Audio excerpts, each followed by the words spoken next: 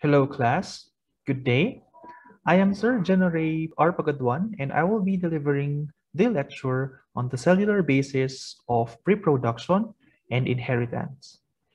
As have discussed in previous lectures and activities, cells have the capacity to give rise to other cells. And in fact, this capacity of cells to reproduce and pass their genetic material to their daughter cells is one of the hallmark attributes of living organisms. In this lecture, we will delve into the cellular machinery that makes production of new cells possible, the cell cycle. So in this lecture, our specific learning objectives are as follows. First, we will describe the events that characterize each phase of mitosis and meiosis. Next, we will distinguish the events that happen in meiosis but not in mitosis. So in essence, we will contrast the two karyokinetic processes. And then three, explain the events that contribute to genetic variation in sexually reproducing organisms.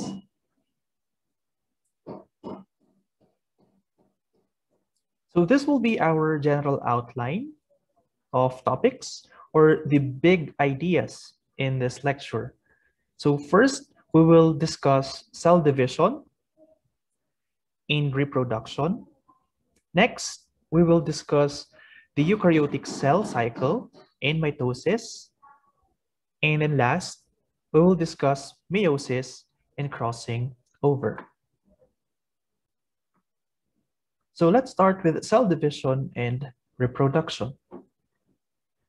A key aspect or attribute of living organisms is our capacity to reproduce.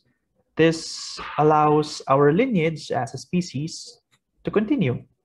So in essence, reproduction renders genetic immortality.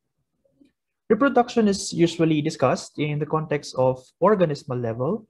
However, there is another type of reproduction that is more foundational when it comes to continuation of our genetic lineage and existence as a species. That is the reproduction at the cellular level, and this is called cell division. By now, you must be familiar with this process from your high school biology. Cell division encompasses the more familiar processes or stages such as interphase,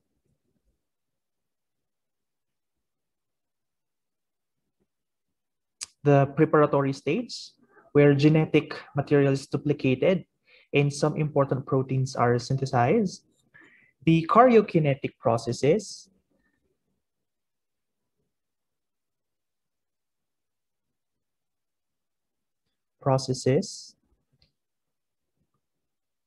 So this is the stage where the genetic material or the chromosome is segregated to daughter cells. So mainly we have two types. We have the mitosis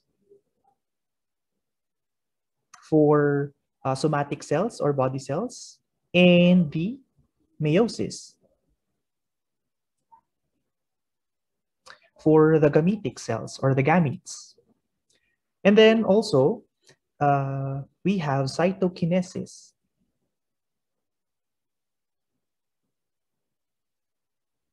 So for the cytokinesis, this is the process where the actual separation of the cytoplasm occurs.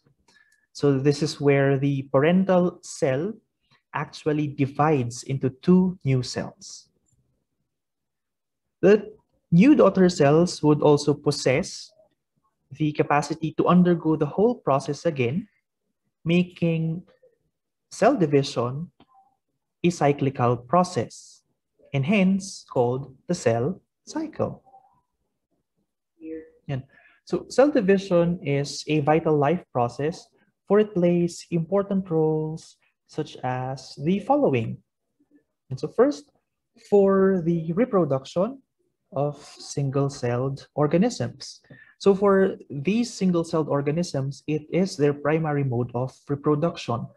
So we're talking about organisms such as Paramecium, Didinium, Euglena, amoeba, and of course, other protozoans.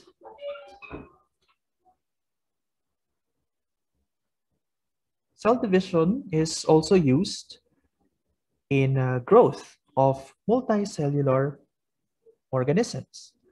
From zygote to adult stages, growth is achieved through series of cell divisions, especially of the somatic cells or body cells. So imagine multicellular organisms, us humans included, started from a single diploid cell or the zygote, and then develop into an organism with highly complex organ systems and structures. Cell division also plays an important role in repair and replacement of cells. Well, organisms are subject to several stresses that cause damage to our cells, and it's inevitable that our cells die because of these stresses.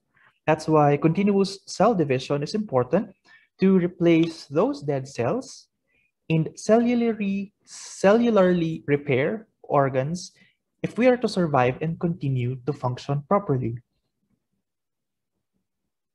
However, we need to note this.